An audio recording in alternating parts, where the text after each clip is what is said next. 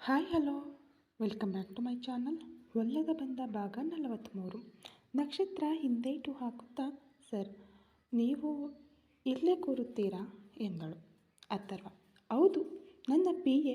ನನ್ನ ಡ್ರೀಮ್ ಪ್ರಾಜೆಕ್ಟನ್ನು ನನ್ನ ಕಣ್ಮುಂದೆ ಡಿಸೈನ್ ಮಾಡುವುದನ್ನು ನೋಡುವುದೇ ನನ್ನ ಕೆಲಸ. ನೀನು ಶುರು ಮಾಡು ಎಂದನು.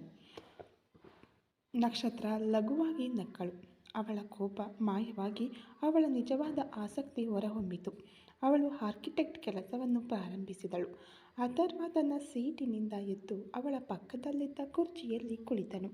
ನಕ್ಷತ್ರ ಕೆಲಸದಲ್ಲಿ ಸಂಪೂರ್ಣವಾಗಿ ಮುಳುಗಿ, ಓಕೆ ಸರ್, ಸ್ಯಾಂಬ್ರೋಸ್ ಪ್ರಾಜೆಕ್ಟ್ನಲ್ಲಿ ನೀವು ಬಳಸಿದ ಸುಸ್ಟೈನಬಿಲಿಟಿ ಕಾನ್ಸೆಪ್ಟನ್ನು ಇದರಲ್ಲಿ ಬಳಸೋಣ. ಸೆಂಟ್ರಲ್ ಏರ್ ಕಂಡೀಷನಿಂಗನ್ನು ಕಡಿಮೆ ಮಾಡಿ ನೈಸರ್ಗಿಕ ಗಾಳಿಗಾಗಿ ಮಾಲ್ನ ಮಧ್ಯದಲ್ಲಿ ದೊಡ್ಡ ಗಾಜಿನ ಛಾವಣಿ ಬೇಕು. ಅದರ ಕೆಳಗೆ ಒಂದು ಬೃಹತ್ ಜಲಪಾತವನ್ನು ಡಿಸೈನ್ ಮಾಡೋಣ. ಇದು ಮಾಲ್ ಪೂರ್ತಿ ಒಂದು ಶಾಂತಿಯುತ ಭಾವನೆಯನ್ನು ನೀಡುತ್ತದೆ ಎಂದು ಅವಳು ಹೇಳಿದಳು. ಅಥರ್ವ ಆಶ್ಚರ್ಯದಿಂದ, indoor waterfall, super idea Nakshatra. ಅದರ ಶಬ್ದ ಮತ್ತು ತೇವಾಂಶ ಪರಿಸರವನ್ನು ಬದಲಾಯಿಸುತ್ತದೆ ಎಂದು ಅವಳ ಪಕ್ಕದ ಕುರ್ಚಿಯಲ್ಲಿ ಕುಳಿತು ಹೇಳಿದನು. ಆಮೇಲೆ ನೀವು ಹೇಳಿದ ಹಾಗೆ ಎಲ್ಲ ಮಹಡಿಗಳನ್ನು ವಿಭಿನ್ನ ಥೀಮ್ಗಳಲ್ಲಿ ವಿಂಗಡಿಸಬೇಕು. ಥೀಮ್ ಪಾರ್ಕ್ಗೆ ಹೆಚ್ಚು ಬೆಳಕು, ಕಲರ್ಫುಲ್ ಡಿಸೈನ್. ಆದರೆ ಆರ್ಟ್ ಆ್ಯಂಡ್ ಲಿಟರೇಚರ್ ಕಾರ್ನರ್ ಒಂದು ಮ್ಯೂಸಿಯಂ ತರಹ ಇರಬೇಕು. ಕಡಿಮೆ ಹಳದಿ ಬೆಳಕು, ಮರದ ನೆಲ, ಶಬ್ದ ಹೋಗದ ಗಾಜಿನ ಗೋಡೆಗಳು ಅನ್ನುತ್ತಾ ಅವಳು ಮಿಂಚಿನ ವೇಗದಲ್ಲಿ ನಕ್ಷೆಗಳನ್ನು ಬಿಡಿಸುತ್ತಿರಲು ಅಥರ್ವ ಅವಳ ಕೈ ಚಲನೆಗಳನ್ನು, ಅವಳ ಮುಖದಲ್ಲಿ ಕಾಣುತ್ತಿದ್ದ ಆಸಕ್ತಿಯನ್ನು ನೋಡುತ್ತಲೇ ಇದ್ದನು. ಅವಳ ಮೇಲಿನ ಅವನ ಪ್ರೀತಿ, ಅವಳ ಅಪಾರ ಪ್ರತಿಭೆಯಿಂದಾಗಿ ಅವನ ಕಣ್ಣುಗಳಲ್ಲಿ ಈಗ ಇನ್ನಷ್ಟು ಹೆಚ್ಚಾಯಿತು. ನಕ್ಷತ್ರ ತಲೆ ಎತ್ತಿ ನೋಡದೆ ಬಿಡಿಸುತ್ತಲೇ, ಇದು ನನ್ನ ವೃತ್ತಿ ಸರ್, ಇದು ನನ್ನ ಕನಸು, ಗುರಿ, ಶಕ್ತಿ. ಆದರೆ ಈಗ ಆಫೀಸ್ನಲ್ಲಿ ನಾನು ನಿಮಗೆ PA, ನಿಮ್ಮ ಮನೆಯಲ್ಲಿ ನಾನು ನಿಮಗೆ ಕಾಂಟ್ರಾಕ್ಟ್ ಪ್ರೇಯಸಿ. ತುಂಬ ವಿಚಿತ್ರವಾದ ಕೆಲಸ ಸರ್. ಆ ಕೆಲಸ ನನಗೆ ಸ್ವಲ್ಪವೂ ಇಷ್ಟವಿಲ್ಲ. ಈಗ ನನ್ನ ಕೆಲಸ ನನಗೆ ತುಂಬ ತೃಪ್ತಿ, ಸಂತೋಷ ಕೊಟ್ಟಿದೆ. ಇಷ್ಟಪಟ್ಟು ಓದಿದ್ದಕ್ಕೆ ಈಗ ಒಂದು ಜೀವ ಸಿಕ್ಕಂತಿದೆ ಸರ್. ತುಂಬ ಥ್ಯಾಂಕ್ಸ್. ಆದರೆ ಒಬ್ಬ ಪ್ರೇಯಸಿಗೆ ನೀವು ಅವಕಾಶ ಕೊಡುತ್ತಿದ್ದೀರಿ ಎಂದು ಮಾತ್ರ ಭಾವಿಸಿ ಇದನ್ನು ನನಗೆ ಒಪ್ಪಿಸಬೇಡಿ ಪ್ಲೀಸ್ ಎಂದಳು. ಅಥರ್ವ ದೃಢವಾದ ಮತ್ತು ಮೃದುವಾದ ನಗುವಿನೊಂದಿಗೆ, ನಿನ್ನ ಪ್ರತಿಭೆಯನ್ನು ನನ್ನ ಪ್ರೀತಿಗಾಗಿ ನಿನ್ನಿಂದ ನಾನು ಬೇರ್ಪಡಿಸುವುದೇ ಇಲ್ಲ ನಕ್ಷತ್ರ. ಅಥರ್ವನಿಗೆ ಕುಟುಂಬ ಬೇರೆ, ವೃತ್ತಿ ಬೇರೆ. ಪ್ರೀತಿಗಾಗಿ ನಿನ್ನ ಪ್ರತಿಭೆಯನ್ನು ತಿಳಿಯದೆ ಯಾವುದೇ ಜವಾಬ್ದಾರಿಯನ್ನು ಕೊಡುವುದಿಲ್ಲ. ಈಗ ಈ ನಕ್ಷೆಯನ್ನು ಮುಗಿಸು. ಆಮೇಲೆ ನಿನ್ನ ಪ್ರತಿಭೆಗೆ ತಕ್ಕಂತೆ ನಾನು ಒಂದು ಮುಖ್ಯವಾದ ನಿರ್ಧಾರವನ್ನು ತೆಗೆದುಕೊಳ್ಳಲಿದ್ದೇನೆ. ನಿನ್ನ ಈ ಆರ್ಕಿಟೆಕ್ಟ್ ಪ್ರತಿಭೆ ಈ ಮಾಲ್ ಪ್ರಾಜೆಕ್ಟ್ ಮುಗಿದ ಮೇಲೆ ನಿನ್ನನ್ನು ಕೇವಲ PA ಆಗಿ ಮಾತ್ರ ಉಳಿಯಲು ಬಿಡುವುದಿಲ್ಲ ಎಂದವನು ಮಾತು ನಿಲ್ಲಿಸಿ ಅವಳ ಕೆಲಸವನ್ನು ಗಮನಿಸಲು ಶುರು ಮಾಡಿದನು. ಕೆಲವು ಗಂಟೆಗಳಲ್ಲಿ ಅತಿ ವೇಗವಾಗಿ, ಅದೇ ಸಮಯದಲ್ಲಿ ಅತ್ಯಂತ ಸೂಕ್ಷ್ಮವಾಗಿ ಅವಳು ನಕ್ಷೆಯನ್ನು ಮುಗಿಸಿದಳು. ಅಥರ್ವ ಅದರ ಪ್ರತಿಯೊಂದು ಕೋನವನ್ನು ಆಳವಾಗಿ ನೋಡಿದನು. ಅವಳು ಹೇಳಿದ ಜಲಪಾತದ ಕಾನ್ಸೆಪ್ಟ್, ಲೈಬ್ರರಿ ಕಾರ್ನರ್, ವಿವಿಧ ದೇಶಗಳ ಥೀಮ್ಗಳು ಎಲ್ಲವೂ ಅದ್ಭುತವಾಗಿದ್ದವು. ಅಥರ್ವ ನಕ್ಷೆಯನ್ನು ಟೇಬಲ್ ಮೇಲಿಟ್ಟು ನಕ್ಷತ್ರಳ ಕೈ ಹಿಡಿದನು. ಈಗ ಅವನಲ್ಲಿ ಅಧಿಕಾರವಿರಲಿಲ್ಲ. ಒಂದು ದೊಡ್ಡ ಹಕ್ಕಿನಿಂದ ಕೂಡಿತ್ತು ಆ ವಾತ್ಸಲ್ಯ.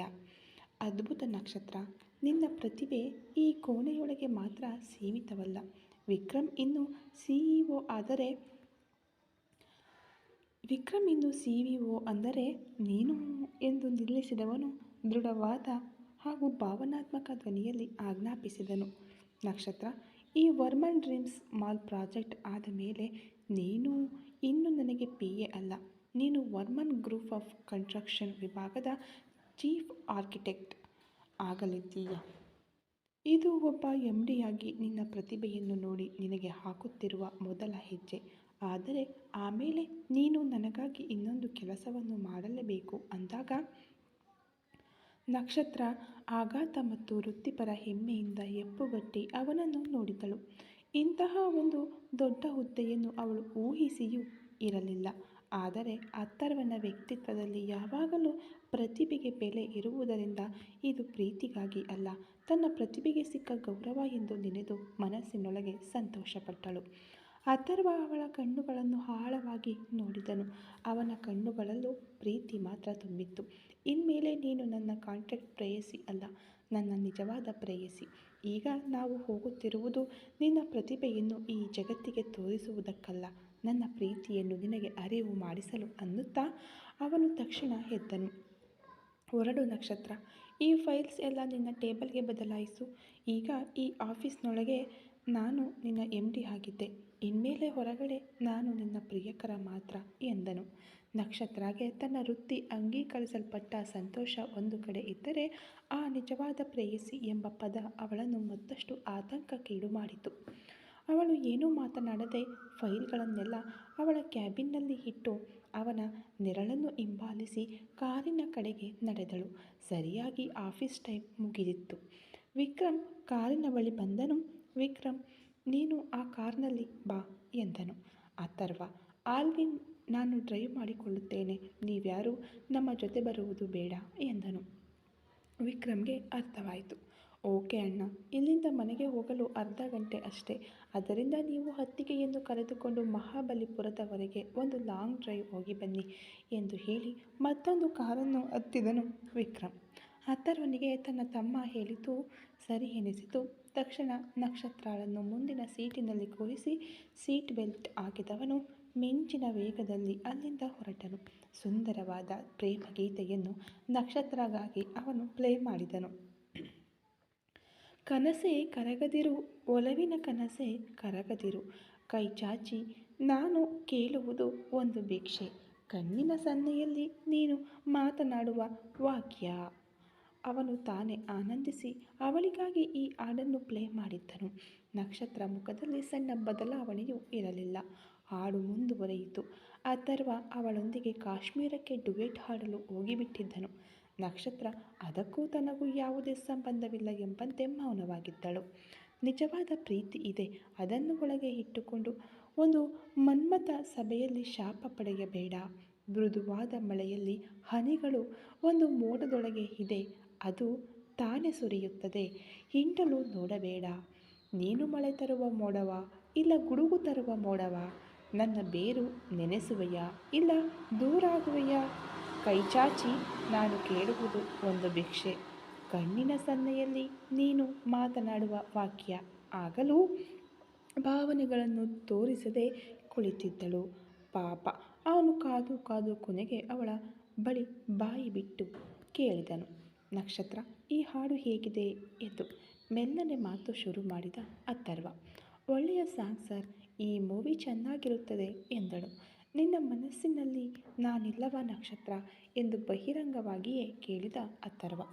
ನೀವು ನನ್ನ MD ಸರ್, ಆ ಮರ್ಯಾದೆ ಮಾತ್ರ ಇದೆ ಎಂದ ತಕ್ಷಣ ಕಾರನ್ನು ಬದಿಗೆ ನಿಲ್ಲಿಸಿದವನು ಮರುಕ್ಷಣ ತಡ ಮಾಡದೆ ತನ್ನ ಸೀಟ್ ಬೆಲ್ಟನ್ನು ಮಾತ್ರ ಬಿಚ್ಚಿ ಅವಳ ತಲೆಯ ಹಿಂಭಾಗದಲ್ಲಿ ಒಂದು ಕೈ ಕೊಟ್ಟು ಅವಳ ತುಟಿಗಳನ್ನು ಸೆರೆ ಹಿಡಿದನು ಅಥರ್ವ.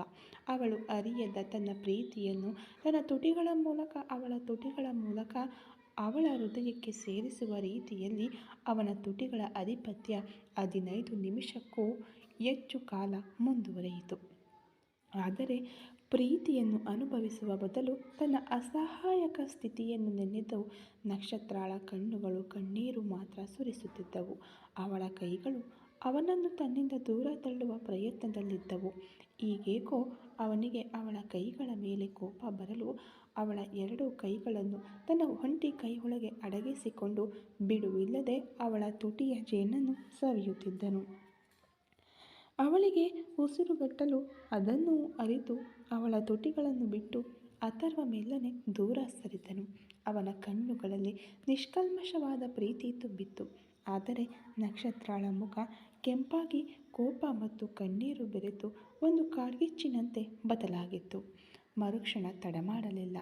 ಅಥರ್ವ ಅವಳನ್ನು ಬಿಟ್ಟು ಸ್ವಲ್ಪ ದೂರ ಸರಿದ ತಕ್ಷಣ ನಕ್ಷತ್ರ ತನ್ನ ಒಟ್ಟಾರೆ ಕೋಪ ಮತ್ತು ಅಸಹಾಯಕತೆಯನ್ನು ಸೇರಿಸಿ ಜೋರಾಗಿ ಅವನ ಬಲಕೆನ್ನೆಗೆ ಬಾರಿಸಿದಳು. ನಕ್ಷತ್ರ ಉಸಿರೆಳೆದುಕೊಳ್ಳುತ್ತಾ ಕಣ್ಣೀರಿನ ಪ್ರವಾಹದಲ್ಲಿ ತನ್ನ ಸೀರೆಯ ಸೆರಗಿನಿಂದ ತುಟಿಯನ್ನು ಒರೆಸಿಕೊಳ್ಳುತ್ತಾ ಹೇಳಿದಳು, ನಾನು ನಿಮ್ಮ ಹತ್ತಿರ ಕೆಲಸ ಮಾಡುತ್ತಿದ್ದೇನೆ. ನನ್ನ ಹತ್ತಿರ ಹೀಗೆ ನಡೆದುಕೊಳ್ಳಬೇಡಿ. ನಾನು ನಿಮ್ಮ ಪಿ.ಎ. ಪ್ರಾಸ್ಟಿಟ್ಯೂಟ್ ಅಲ್ಲ. ನಿಮ್ಮ ಮೇಲೆ ನನಗೆ ಯಾವುದೇ ಇಷ್ಟವಿಲ್ಲ ಎಂದು ಸ್ಪಷ್ಟವಾಗಿ ಹೇಳಿದ್ದೇನಲ್ಲ. ಆಮೇಲೆ ಏಕೆ ನನ್ನನ್ನು ಒತ್ತಾಯಿಸುತ್ತಿದ್ದೀರಿ? ಈ ಚುಂಬನ, ಇದಕ್ಕೆ ಅರ್ಥವೇನು ಎಂದು ನಿಮಗೆ ಗೊತ್ತಿಲ್ಲವಾ? ನನ್ನ ಒಪ್ಪಿಗೆ ಇಲ್ಲದೆ ನೀವು ನನ್ನನ್ನು ಮುಟ್ಟಿದ್ದೀರಿ. ಈ ಅಧಿಕಾರ ನಿಮಗೆ ಯಾರು ಕೊಟ್ಟಿದ್ದು ಅಂದ್ಲು. ಆ ಹೊಡೆತಕ್ಕೆ ಅಥರ್ವನ ಕೆನ್ನೆ ಕೆಂಪಾಯಿತು. ಆದರೆ ಅವನಿಗೆ ಕೋಪ ಬರಲಿಲ್ಲ. ಬದಲಾಗಿ ಯಾವುದೋ ಒಂದು ನೋವು ಅವನ ಎದೆಯಲ್ಲಿ ಇಳಿಯಿತು. ಮೃದುವಾದ ಅವಳ ಶಕ್ತಿಯನ್ನು ಈಗ ಅವನು ಅರಿತನು. ಅಥರ್ವ ತನ್ನ ಕೆಂಪಾದ ಕೆನ್ನೆಯನ್ನು ಒಂದು ಕೈಯಿಂದ ಲಘುವಾಗಿ ಸವರುತ್ತಾ ಮೃದುವಾದ, ಅದೇ ಸಮಯದಲ್ಲಿ ಹಠಮಾರಿ ಧ್ವನಿಯಲ್ಲಿ ಹೇಳಿದನು, ನಿನ್ನ ಕೋಪವನ್ನು ನಾನು ಅರ್ಥ ಮಾಡಿಕೊಳ್ಳುತ್ತೇನೆ ನಕ್ಷತ್ರ. ನಾನು ನಿನ್ನನ್ನು ಮುಟ್ಟಿದ್ದು ತಪ್ಪು ತಾನೆ. ಆದರೆ ನನ್ನ ಪ್ರೀತಿಯನ್ನು ತಡೆಯಲು ನನ್ನಿಂದ ಆಗಲಿಲ್ಲ. ನಾನು ನಿನ್ನನ್ನು ನಿಜವಾಗಿಯೂ ಲವ್ ಮಾಡುತ್ತಿದ್ದೇನೆ ನಕ್ಷತ್ರ. ನೀನು ನನಗೆ ಶಾಶ್ವತವಾಗಿ ಬೇಕು ನಕ್ಷತ್ರ. ನೀನು ನನ್ನನ್ನು ಮದುವೆಯಾಗಲು ಒಪ್ಪುತ್ತೀಯಾ ಎಂದು ನಾನು ಕೇಳಲಿಲ್ಲ. ನೀನು ನನ್ನ ಪ್ರೇಯಸಿ, ನನ್ನ ಹೆಂಡತಿ ಎಂದು ಒತ್ತಿ ಹೇಳಿದ ಅವನ ಈ ಮಾತುಗಳು ನಕ್ಷತ್ರಾಳನ್ನು ಮತ್ತಷ್ಟು ನಡುಗಿಸಿದವು. ಅಥರ್ವ ನಕ್ಷತ್ರಾಳ ಕಣ್ಣುಗಳನ್ನು ಆಳವಾಗಿ ನೋಡಿದನು. ಇಲ್ಲಿ ನೋಡು, ನಿನ್ನನ್ನು ನೋಡಿದ ತಕ್ಷಣ ನಾನು ನಿನ್ನಿಂದ ದೂರ ಹೋಗಬೇಕು ಎಂದು ಅಂದುಕೊಂಡಿದ್ದು ನಿಜ. ಅದು ಏಕೆ ಎಂದು ಈಗಾಗಲೇ ನಾನು ನಿನಗೆ ಸ್ಪಷ್ಟವಾಗಿ ಹೇಳಿದ್ದೇನೆ. ಆಗ ಇದ್ದ ಕಂಟ್ರೋಲ್ ಈಗ ಇಲ್ಲ ನಕ್ಷತ್ರ. ನೀನು ನನ್ನ ಹತ್ತಿರ ಬಂದ ಮೇಲೆ, ನನ್ನ ಪ್ರೇಯಸಿ ಎಂದು ನಿನ್ನನ್ನು ಮನೆಯಲ್ಲಿ ಪರಿಚಯಿಸಿದ ಮೇಲೆ ನನ್ನಿಂದ ತಾಳ್ಮೆಯಿಂದ ಇರಲು ಸಾಧ್ಯವಾಗುತ್ತಿಲ್ಲ ನಕ್ಷತ್ರ ಅಂದ. ಅವನ ಧ್ವನಿಯಲ್ಲಿದ್ದ ತೀವ್ರವಾದ ಪ್ರೀತಿ ಅವಳ ಹೃದಯಕ್ಕೆ ಬಡಿಯಿತು. ಆದರೆ ಅದು ಅವಳನ್ನು ಸ್ವಲ್ಪವೂ ಅಲುಗಾಡಿಸಲಿಲ್ಲ. ನನಗೆ ನೀನು ಬೇಕು. ತುಂಬ ಟೈಮ್ ತೆಗೆದುಕೊಳ್ಳಬೇಡ, ಬೇಗ ಬೇಕು. ವಿಕ್ರಮ್ಗೆ ಒಳ್ಳೆಯ ಹುಡುಗಿಯನ್ನು ನಾನು ನೋಡುತ್ತಿದ್ದೇನೆ. ಆದಷ್ಟು ಬೇಗ ಸಿಗುತ್ತಾಳೆ. ಆಮೇಲೆ ಅವನ ಮದುವೆ, ನಮ್ಮ ಮದುವೆ ಒಟ್ಟಿಗೆ ನಡೆಯಬೇಕು. ಅದಕ್ಕಾಗಿಯೇ ರಿಜಿಸ್ಟರ್ ಮ್ಯಾರೇಜ್ ಪ್ಲ್ಯಾನ್ ಈಗ ನಾನು ಕ್ಯಾನ್ಸಲ್ ಮಾಡಿದ್ದೇನೆ. ನಮ್ಮ ಮದುವೆ ಊರಿಗೆಲ್ಲ ತಿಳಿಯುವಂತೆ ನಿನ್ನ ಒಪ್ಪಿಗೆಯೊಂದಿಗೆ ನನ್ನ ಕುಟುಂಬದ ಸಮ್ಮುಖದಲ್ಲಿ ನಡೆಯಬೇಕು ಅಂದಾಗ ನಕ್ಷತ್ರಾಗೆ ವೃತ್ತಿಪರವಾಗಿ ತಾನು ಪಡೆದ ಉನ್ನತಿಯ ಸಂತೋಷ ಈಗ ಸಂಪೂರ್ಣವಾಗಿ ಮರೆಯಾಗಿತ್ತು. ನಕ್ಷತ್ರ ತಲೆಯನ್ನು ವೇಗವಾಗಿ ತಗ್ಗಿಸಿ, ಇಲ್ಲ, ನನ್ನಿಂದ ನಿಮ್ಮನ್ನು ಮದುವೆಯಾಗಲು ಸಾಧ್ಯವೇ ಇಲ್ಲ. ನಾನು ನಿಮ್ಮ ಪಿ.ಎ., ನಿಮ್ಮ ಕಾಂಟ್ರಾಕ್ಟ್ ಪ್ರೇಯಸಿ ಅಷ್ಟೇ. ನನ್ನ ಕೆಲಸ ಮುಗಿದ ತಕ್ಷಣ ಹೊರಟು ಬಿಡುತ್ತೇನೆ. ನೀವು ಹೇಳುವ ಹಾಗೆ ನಿಮ್ಮ ಮೇಲೆ ನನಗೆ ಯಾವುದೇ ಭಾವನೆಗಳು ಬಂದಿಲ್ಲ. ನೀವು ಎಷ್ಟೇ ದೊಡ್ಡ ಹುದ್ದೆಯನ್ನು ಕೊಟ್ಟರೂ, ಎಷ್ಟೇ ಹಣ ಕೊಟ್ಟರೂ ನನ್ನ ಮನಸ್ಸನ್ನು ನನ್ನಿಂದ ಬದಲಾಯಿಸಿಕೊಳ್ಳಲು ಸಾಧ್ಯವಿಲ್ಲ ಅನ್ನುತ್ತಾ ಕಣ್ಣೀರಿಗಿಂತ ಅವಳ ಕೋಪ ಅತಿ ವೇಗವಾಗಿ ಹೊರಬಂದಿತ್ತು. ಅಥರ್ವ ನೋವು ತುಂಬಿದ ಅಪರಾಧಿ ಭಾವನೆಯೊಂದಿಗೆ, ನಿನಗೆ ನನ್ನ ಮೇಲೆ ಭಾವನೆಗಳು ಬರಲಿಲ್ಲ ಅಂದರೆ ಆಗ ನಿನಗೆ ನಾನು ಇಷ್ಟವಿಲ್ಲ ಎಂದೇ ತಾನೇ ಅರ್ಥ ನಕ್ಷತ್ರ ಎಂದು ಅವಳನ್ನು ಕೇಳಿದನು. ಅಥರ್ವನ ಒಳಮನಸ್ಸು, ಯಾಮಿನಿ ನನ್ನ ಹತ್ತಿರ ಬಂದಾಗಲೂ ನನಗೆ ಯಾವುದೇ ಭಾವನೆಗಳು ಬರಲಿಲ್ಲ. ಕಾರಣ ಅವಳ ಮೇಲೆ ನನಗೆ ಇಷ್ಟವಿರಲಿಲ್ಲ. ಇವಳಿಗೆ ನಾನು ಇಷ್ಟವಿಲ್ಲ ಎಂದರೆ ಇವಳಿಗೂ ನನ್ನನ್ನು ನೋಡುವಾಗ ಯಾವುದೇ ಭಾವನೆಗಳು ಬರಲಿಲ್ಲ ಎಂದು ಹೇಳುತ್ತಿದ್ದಾಳೆ ಅಂತ ಅವನ ಮನಸ್ಸು ನೋವಿನಿಂದ ಮಿಡಿದರೂ ಅವಳನ್ನು ಕಳೆದುಕೊಳ್ಳಲು ಅವನು ಸಿದ್ಧನಿರಲಿಲ್ಲ. ಈ ಕ್ಷಣದಲ್ಲಿ ತನ್ನ ವೃತ್ತಿಪರ ಆಳ್ವಿಕೆಯಂತೆಯೇ ಜೀವನದಲ್ಲೂ ಮತ್ತು ಪ್ರೀತಿಯಲ್ಲೂ ಆಧಿಪತ್ಯ ಸಾಧಿಸಬೇಕು ಎಂದು ನಿರ್ಧರಿಸಿದನು. ಅಥರ್ವ ತನ್ನೊಳಗೆ ನಿರ್ಧರಿಸಿದವನಾಗಿ ದೃಢತೆಯಿಂದ, ನಾನು ನಿನಗೆ ಅರ್ಥ ಮಾಡಿಸುತ್ತೇನೆ ನಕ್ಷತ್ರ. ನಿನ್ನ ಕೋಪ ಮತ್ತು ಕಣ್ಣೀರು ನನ್ನ ಪ್ರೀತಿಯನ್ನು ಅರ್ಥ ಮಾಡಿಸಬೇಕಾದ ಅಗತ್ಯವನ್ನು ನನಗೆ ಅರಿವು ಮೂಡಿಸಿದೆ. ಆಫೀಸ್ ಮತ್ತು ಮನೆಗೆ ಇರುವ ನಾಟಕ ಇನ್ಮೇಲೆ ಇಲ್ಲ. ಇದು ನನ್ನ ನಿಜ ಜೀವನ. ಇನ್ನು ನನ್ನ ವೃತ್ತಿ ಮಾತ್ರವಲ್ಲ, ನನ್ನ ಜೀವನದಲ್ಲೂ ಹೆಚ್ಚು ಗಮನ ಹರಿಸಲಿದ್ದೇನೆ ಎಂದವನು ಕಾರನ್ನು ಸ್ಟಾರ್ಟ್ ಮಾಡಿದನು. ನಾವು ಈಗ ಹೋಗುತ್ತಿರುವುದು ಬರೀ ಲಾಂಗ್ ಡ್ರೈವ್ ಅಲ್ಲ.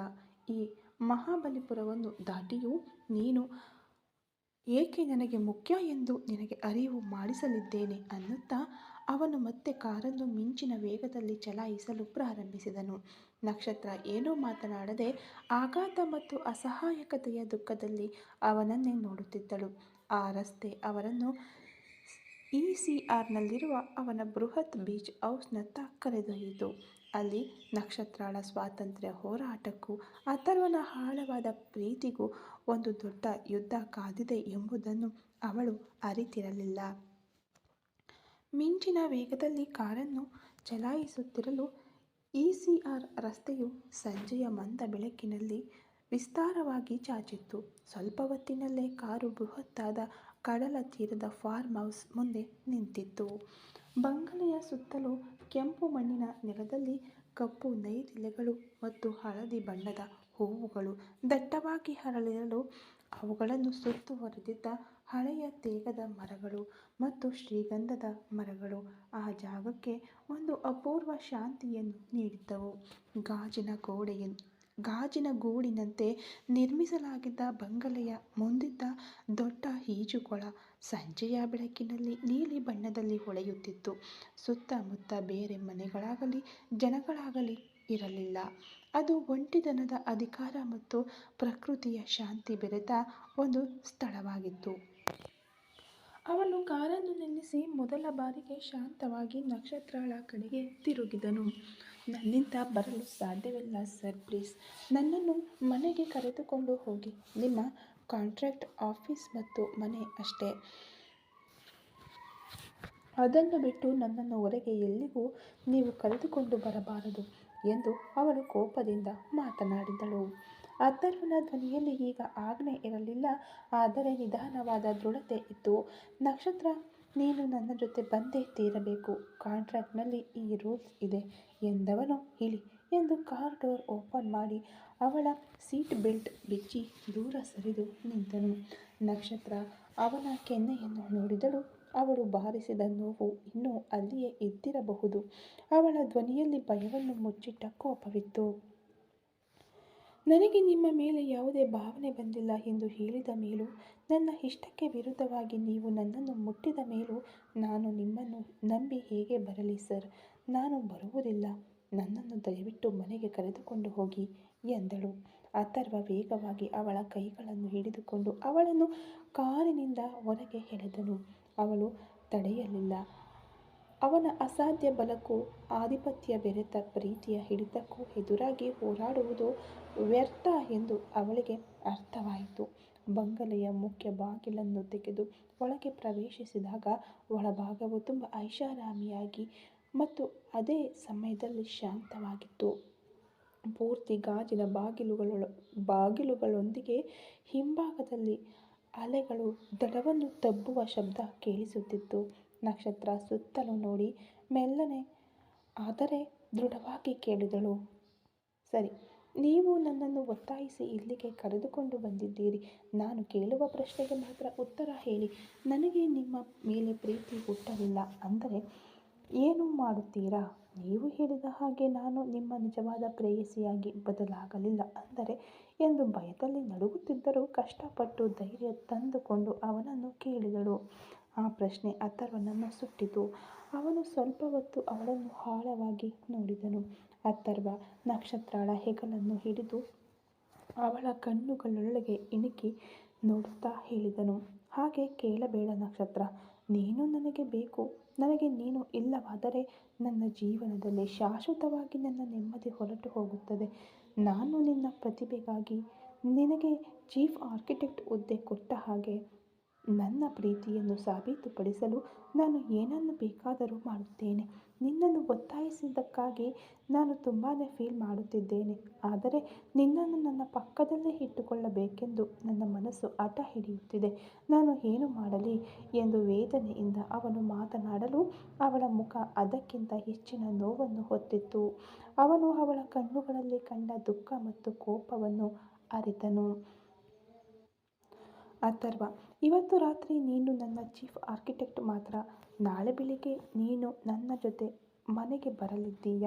ಅಷ್ಟರೊಳಗೆ ನಾನು ನಿನಗೆ ಒಂದೇ ಒಂದು ವಿಷಯವನ್ನು ಮಾತ್ರ ಸ್ಪಷ್ಟವಾಗಿ ಅರ್ಥ ಮಾಡಿಸಲಿದ್ದೇನೆ ಎಂದು ಅವಳನ್ನು ಸಮೀಪಿಸಿದನು. ಅದು ಏನು ಸರ್ ಎಂದು ಭಯದಿಂದ ಕೇಳಿದಳು ನಕ್ಷತ್ರ. ಅಥರ್ವ ಮೃದುವಾಗಿ ಅವಳ ಕೆನ್ನೆಗಳನ್ನು ಕೈಗಳಲ್ಲಿ ಹಿಡಿದು ನೀನು ನನ್ನ ಮೇಲೆ ಎಷ್ಟೇ ಕೋಪವಾಗಿದ್ದರೂ ನಿನ್ನ ಮನಸ್ಸಿನಲ್ಲಿ ನನ್ನನ್ನು ಶೀಘ್ರದಲ್ಲೇ ಒಪ್ಪಿಕೊಳ್ಳುವ ಒಂದು ಜಾಗ ಇದೆ. ನೀನು ನಿನ್ನ ಮನಸ್ಸನ್ನು ಮತ್ತು ನಿನ್ನ ಭಾವನೆಗಳನ್ನು ಅಡಗಿಸಿಡುತ್ತಿದ್ದೀಯ ನಕ್ಷತ್ರ.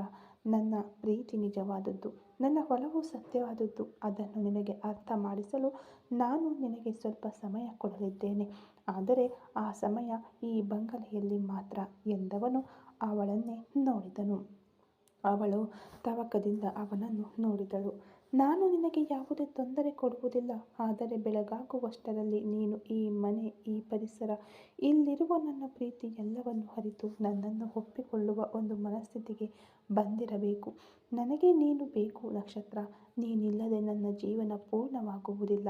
ಅಂದಾಗ ಆ ಮನೆಯ ಶಾಂತಿ, ಸಮುದ್ರದ ಅಲೆಗಳ ಶಬ್ದ ಮತ್ತು ಅಥರ್ವನ ಆಳವಾದ ಮಾತುಗಳು ನಕ್ಷತ್ರಳ ಮನಸ್ಸನ್ನು ಒತ್ತಲು ಪ್ರಾರಂಭಿಸಿದವು. ಏನು ನಕ್ಷತ್ರ, ಏನೂ ಮಾತನಾಡುತ್ತಿಲ್ಲ ಅಂದ. ಅವನ ಮುಖವೆಲ್ಲ ಸುಸ್ತಾಗಿತ್ತು.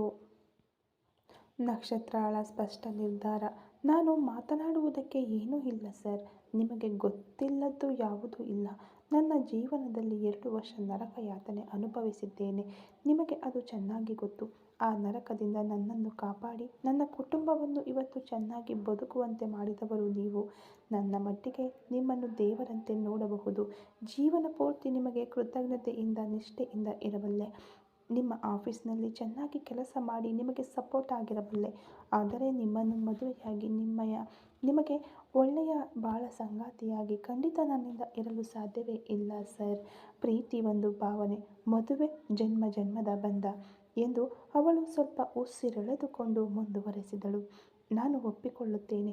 ನಿಮ್ಮ ಅಧಿಕಾರವನ್ನು ನೋಡಿ, ಹಣವನ್ನು ನೋಡಿ ಹೆದರಿ ನೀವು ಪ್ರೀತಿ ಹೇಳಿದಾಗ ನಾನು ಒಪ್ಪಿಕೊಳ್ಳುತ್ತೇನೆ ಎಂಬ ಭಯ ನಿಮಗಿತ್ತು. ಅದು ಸರಿ. ಅದೇ ರೀತಿ ನಿಜವಾದ ಪ್ರೀತಿ ತಾನಾಗಿಯೇ ಬರಬೇಕು ಎಂದು ನೀವು ಅಂದುಕೊಂಡಿದ್ದೂ ಸರಿ. ಅಲ್ಲಿಯವರೆಗೂ ಓಕೆ ಸರ್. ನೀವು ನನ್ನ ಬಳಿ ಪ್ರೀತಿಯನ್ನು ಹೇಳಿಬಿಟ್ಟಿರಿ. ಇದಾದ ಮೇಲೆ ನನಗೂ ಟೈಮ್ ಬೇಕಲ್ಲವೇ?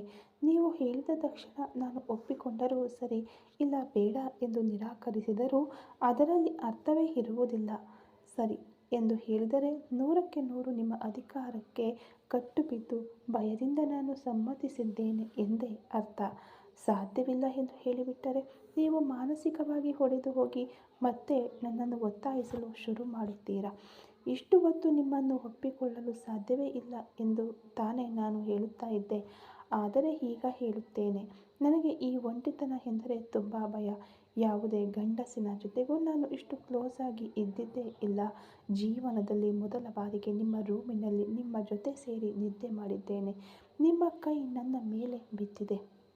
ನನಗೆ ಚುಂಬನವನ್ನು ಕೊಟ್ಟಿದ್ದೀರಾ, ತಬ್ಬಿಕೊಂಡಿದ್ದೀರಾ. ಹೀಗೆ ಎಲ್ಲವೂ ನಿಮ್ಮ ಒಬ್ಬರಿಂದ ಮಾತ್ರ ನನಗೆ ಸಿಕ್ಕಿದೆ. ನೀವು ನನಗೆ ಮುತ್ತು ಕೊಟ್ಟಾಗ ನನ್ನೊಳಗೆ ಒಂದು ಆತಂಕ ಇತ್ತು, ಭಯ ಇತ್ತು. ನಮ್ಮ MD ಹೀಗೆ ಮಾಡುತ್ತಿದ್ದಾರಲ್ಲ ಎಂಬ ಒಂದು ರೀತಿಯ ನಡುಕ ಇತ್ತು. ಆ ಚುಂಬನವನ್ನು ನನ್ನಿಂದ ಸಂಪೂರ್ಣವಾಗಿ ಅನುಭವಿಸಲು ಸಾಧ್ಯವೇ ಆಗಲಿಲ್ಲ. ಅದನ್ನು ಅನುಭವಿಸಬೇಕು ಎಂದರೆ ನನ್ನ ಮನಸ್ಸಿನಲ್ಲಿ ನೀವಿರಬೇಕು. ಆಗ ಮಾತ್ರ ಅದನ್ನು ಪೂರ್ಣವಾಗಿ ಅನುಭವಿಸಲು ಸಾಧ್ಯ. ಅದೇ ರೀತಿ ನನ್ನನ್ನು ಒತ್ತಾಯಿಸಿ ನೀವು ಮದುವೆ ಕೂಡ ಮಾಡಿಕೊಳ್ಳಬಹುದು. ಅದಾದ ಮೇಲೆ ದಾಂಪತ್ಯ ಅಂತ ಒಂದಿದೆ ಅಲ್ವಾ? ಆ ಜಾಗದಲ್ಲಿ ಮನಸ್ಸಿನಲ್ಲಿ ನೀವು ಇಲ್ಲದೆ ಕೇವಲ ಒತ್ತಾಯಕ್ಕಾಗಿ ನಿಮ್ಮ ಜೊತೆ ನಾನು ಇದ್ದರೆ ಆ ಜೀವನ ನಿಮಗೂ ನನಗೂ ನರಕವಾಗಿ ಬಿಡುತ್ತದೆ. ಈಗಲೂ ನಿಮ್ಮ ಮೇಲೆ ನನಗೆ ತುಂಬ ಗೌರವ ಇದೆ, ಮರ್ಯಾದೆ ಇದೆ. ಸತ್ಯವಾಗಲೂ ಪ್ರೀತಿ ಇಲ್ಲವೇ? ಇಲ್ಲ ಸರ್. ಟೈಮ್ ಕೊಡಿ. ನಾನು ಒಂದು ವೇಳೆ ಈ ಅಗ್ರಿಮೆಂಟ್ ಮುಗಿಯುವುದರೊಳಗೆ ನನ್ನ ಮನಸ್ಸಿನೊಳಗೆ ನೀವು ಬಂದರೆ ನೀವು ಹೇಳಿದ ಹಾಗೆ ನಿಮ್ಮನ್ನು ನಾನು ಮದುವೆಯಾಗುತ್ತೇನೆ. ಹಾಗೆ ಆಗಲಿಲ್ಲ ಅಂದರೆ ನೀವು ನನ್ನನ್ನು ಒತ್ತಾಯಿಸಬಾರದು. ಇದಕ್ಕೆ ನಿಮಗೆ ಸಮ್ಮತವಿದ್ದರೆ ನಿಮ್ಮ ಮನೆಯಲ್ಲಿ ನಾನು ಇರುತ್ತೇನೆ. ಹಾಗೆ ಇಲ್ಲದಿದ್ದರೆ ಖಂಡಿತ ನಿಮ್ಮ ಅಮ್ಮನಿಗೆ ಸತ್ಯವನ್ನು ಹೇಳಿಬಿಟ್ಟು ಮನೆಯಿಂದ ಹೊರಟು ಹೋಗುತ್ತೇನೆ ಅಂದಳು. ಕೊನೆಯದಾಗಿ ಅವಳು ಹೇಳಿದ ಮಾತು ಅವನ ಹೃದಯಕ್ಕೆ ಸಿಡಿಲಿನಂತೆ ಬಡಿಯಿತು. ಒಂದು ಕ್ಷಣವೂ ತಡ ಮಾಡಲಿಲ್ಲ. ರಾಕ್ಷಸ ವೇಗದಲ್ಲಿ ಅವನ ಕೈಗಳು ಅವಳ ಕುತ್ತಿಗೆಯನ್ನು ಬಿಗಿಯಾಗಿ ಹಿಡಿದಿದ್ದವು. ಅವಳನ್ನು ಗೋಡೆಗೆ ಒರಗಿಸಿ ಕಣ್ಣುಗಳನ್ನು ದೊಡ್ಡದು ಮಾಡಿ ರಾಕ್ಷಸನಂತಹ ನೋಟದಲ್ಲಿ ಗರ್ಜಿಸಿದನು. ಏನು ಹೇಳಿದೆ? ನನ್ನ ಅಮ್ಮನಿಗೆ ಎಲ್ಲ ಸತ್ಯವನ್ನು ಹೇಳಿಬಿಟ್ಟು ಮನೆಯಿಂದ ಹೊರಟು ಹೋಗುತ್ತೀಯಾ? ನನ್ನ ಅಮ್ಮನ ಹತ್ತಿರ ಹೋಗಿ ನೀನು ಹೇಳುತ್ತೀಯಾ? ಹಾಗೆ ಹೇಳಿದರೆ ಏನಾಗುತ್ತದೆ ಗೊತ್ತಾ? ನನ್ನ ಅಮ್ಮ ನಾನು ಅವರನ್ನು ಮೋಸ ಮಾಡಿದೆ ಎಂದು ಪ್ರಾಣವನ್ನೇ ಬಿಡುತ್ತಾರೆ. ಹಾಗೆ ಒಂದು ಆಗಬಾರದು. ಈ ನಾಟಕವನ್ನು ನಾನು ಶುರು ಮಾಡಿದ್ದು ನನ್ನ ಅಮ್ಮನಿಗಾಗಿ. ನೀನು ನನಗೆ ಬೇಕು ಎಂದು ಅಂದುಕೊಂಡಿದ್ದು ನನಗಾಗಿ. ಈಗ ಹೇಳುತ್ತೇನೆ ಕೇಳಿಕೊ. ನೀನಾಗಿಯೇ ಲವ್ ಮಾಡುತ್ತೇನೆ ಎಂದು ಹೇಳುವವರೆಗೂ ನಿನ್ನನ್ನು ನಾನು ಡಿಸ್ಟರ್ಬ್ ಮಾಡುವುದಿಲ್ಲ. ಆದರೆ ನಾನು ಲವ್ ಮಾಡುತ್ತೇನೆ, ತುಂಬ ಲವ್ ಮಾಡುತ್ತೇನೆ ಎನ್ನುತ್ತಾ ಅವನ ಹಿಡಿತ ಮತ್ತಷ್ಟು ಬಿಗಿಯಾಯಿತು. ನನಗೆ ಅನ್ನಿಸಿದರೆ ನಿನಗೆ ಕಿಸ್ ಕೊಡುತ್ತೇನೆ, ಅದಕ್ಕಿಂತ ಹೆಚ್ಚು ಅನ್ನಿಸಿದರೆ ನಿನ್ನನ್ನು ತಬ್ಬಿಕೊಳ್ಳುತ್ತೇನೆ, ಅದಕ್ಕಿಂತ ಹೆಚ್ಚಾಗಿ ಎಕ್ಸೆಟ್ರಾ ಏನಾದರೂ ಅನ್ನಿಸಿದರೆ ಯೋಚನೆಯೇ ಮಾಡುವುದಿಲ್ಲ. ಮುಂದಿನ ಹಂತಕ್ಕೆ ಧಾರಾಳವಾಗಿ ಇಳಿಯುತ್ತೇನೆ. ಅದನ್ನು ನೀನು ಒಪ್ಪಿಕೊಂಡರೂ ಸರಿ, ಒಪ್ಪದಿದ್ದರೂ ಸರಿ. ನನ್ನೊಳಗೆ ಯಾವುದೇ ಭಾವನೆ ಉಂಟಾದರೂ ಮರುಕ್ಷಣವೇ ನಿನ್ನ ಹತ್ತಿರ ನಾನು ತೋರಿಸುತ್ತೇನೆ. ಅಗ್ರಿಮೆಂಟ್ನಲ್ಲಿ ಸೈನ್ ಮಾಡಿದ್ದೀಯಾ ನಕ್ಷತ್ರ? ಅಷ್ಟು ಸುಲಭವಾಗಿ ನೀನು ತಪ್ಪಿಸಿಕೊಂಡು ಹೋಗಲು ಸಾಧ್ಯವಿಲ್ಲ. ನನಗೆ ಕಟ್ಟು ಬಿದ್ದು ಇರುವವರೆಗೂ ಮಾತ್ರ ನೀನು ಹೇಳುವ ಪ್ರತಿಯೊಂದು ಮಾತಿಗೂ ಬೆಲೆ ಇರುತ್ತದೆ. ಅದನ್ನು ಮೀರಿ ನನ್ನ ಅಮ್ಮನಿಗೆ ಸತ್ಯವನ್ನು ಹೇಳಬೇಕು ಎಂದು ಅಂದುಕೊಂಡರೆ ಆಮೇಲೆ ನಾನು ಮನುಷ್ಯನಾಗಿಯೇ ಇರುವುದಿಲ್ಲ ಎಂದು ಎಚ್ಚರಿಕೆಯಿಂದ ಹೇಳಿ ಅವನು ತನ್ನ ಕೈಯನ್ನು ತೆಗೆದನು. ಈ ಕ್ಷಣ ಅವನಲ್ಲಿದ್ದ ಮೃದುತ್ವ ಸಂಪೂರ್ಣವಾಗಿ ಮಾಯವಾಗಿ ಅವಳ ಮುಂದೆ ಕೇವಲ ಅಧಿಕಾರ ತುಂಬಿದ ಅಥರ್ವನಾಗಿ ಮಾತ್ರ ಇದ್ದನು. ನಕ್ಷತ್ರಳ ಕುತ್ತಿಗೆಯನ್ನು ಬಿಗಿದಿದ್ದ ಕೈ ಸರಿದ ತಕ್ಷಣ ಅವಳ ಕಣ್ಣೀರು ಮತ್ತು ಉಸಿರುಗಟ್ಟುವಿಕೆ ಒಟ್ಟಿಗೆ ಹೊರಬಂದವು. ಬಿಕ್ಕಳಿಸುತ್ತಾ ಗೋಡೆಗೆ ಹೊರಗಿದಳು. ನಾನು ಮನುಷ್ಯನಾಗಿಯೇ ಇರುವುದಿಲ್ಲ ಎಂದ ಅವನ ಮಾತುಗಳು ಅವಳ ಕಿವಿಯಲ್ಲಿ ನಿರಂತರ ಪ್ರತಿಧ್ವನಿಯಾಗಿ ಮೊಳಗುತ್ತಿದ್ದವು. ಅವಳು ತಲೆ ತಗ್ಗಿಸಿ ಅಳುತ್ತಿರಲು ಅವನ ಕೈ ಇದ್ದಕ್ಕಿದ್ದಂತೆ ಅವಳ ಬಲಗೈಯನ್ನು ಹಿಡಿದು ಎಳೆಯಿತು. ಅವಳು ತನ್ನ ಆಘಾತದಿಂದ ಚೇತರಿಸಿಕೊಳ್ಳುವ ಮುನ್ನವೇ ಅವನು ಅವಳನ್ನು ಆತುರಾತುರವಾಗಿ ಮನೆಯ ಹಿಂಭಾಗದ ಕಡೆಗೆ ಎಳೆದುಕೊಂಡು ಹೋದನು. ಈ ಕಥೆ ಇನ್ನೂ ಮುಂದುವರಿಯುವುದು. Thank you so much.